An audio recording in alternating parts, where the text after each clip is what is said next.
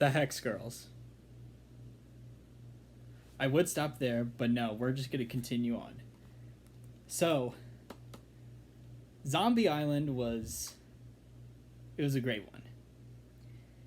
And they followed that up the next year with Scooby-Doo and the Witch's Ghost, which I watched on the Scooby-Doo Monster Movies collection that I recently got.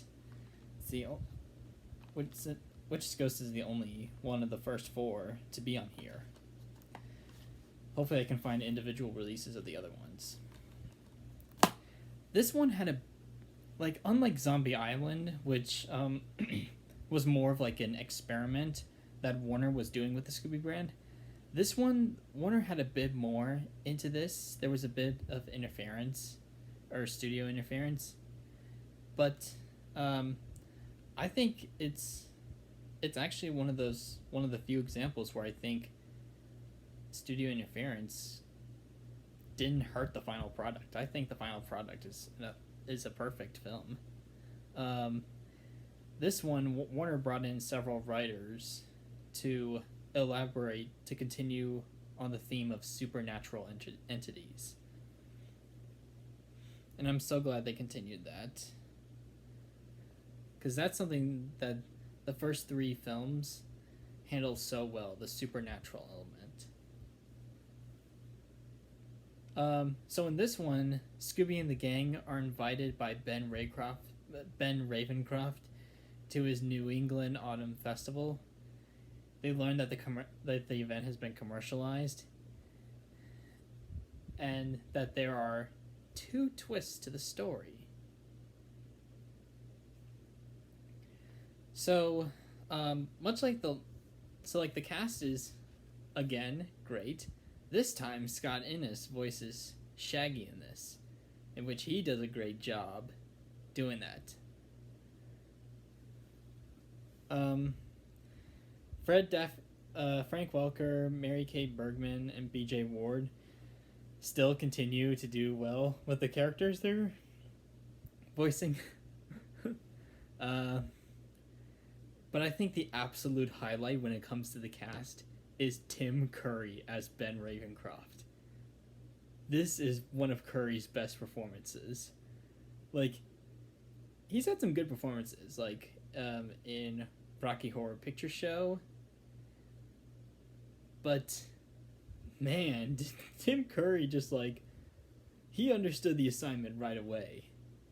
He made Ben Ravencroft memorable. Made him feel, powerful and threatening whenever the twist was revealed. His acting is just so... that. And, the way he casts his spells is just so great. And his laugh. He is just so committed to this role. And I think because of that, I think this is one of Tim Curry's best roles he's had.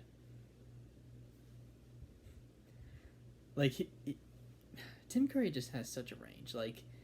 Whenever he does Ben Ravencroft, he can make him seem gentle, very nice. But then he can also make him sound like a big threat. And I just love it. As I mentioned at the beginning of the video, the Hex Girls, they are amazing in this. Especially Thorn. I much prefer these versions than the later ones, where they feel a bit more toned down, given how Warner put everything back to the same old thing, Where Are You?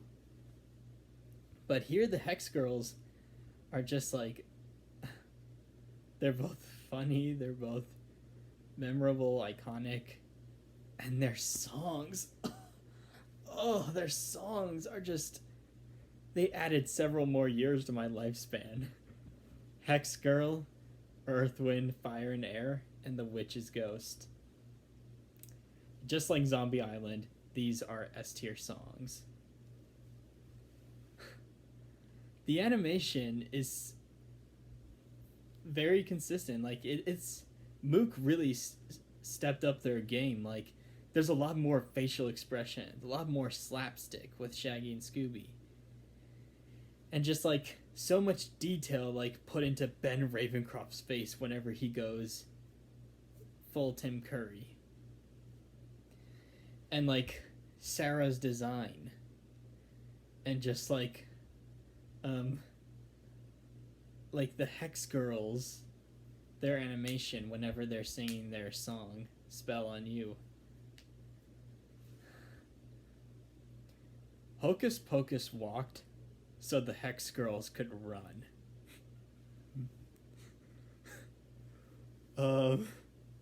The backgrounds are really great. I love like the lighting these characters are given whenever they're like by fire or just like in dark lighting.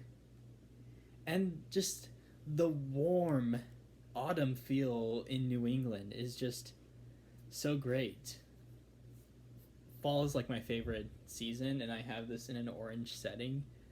So like I think this might visually be equally or almost as good as Zombie Island because of that. I also really like Fred's outfit in here. I think it's probably the best outfit he's had in like these four Mook movies. There are also just some funny moments, like seeing the people's reaction to Shaggy and Scooby just stuffing down on Jack's food. Shaggy and Scooby playing the Hex Girls as instruments. That giant turkey and Shaggy and Scooby wanting to stuff it, or like got the stuffing and then just ran. And like when Shaggy just dumps water on the witch saying, like, "You're not melting like it worked in the Wizard of Oz."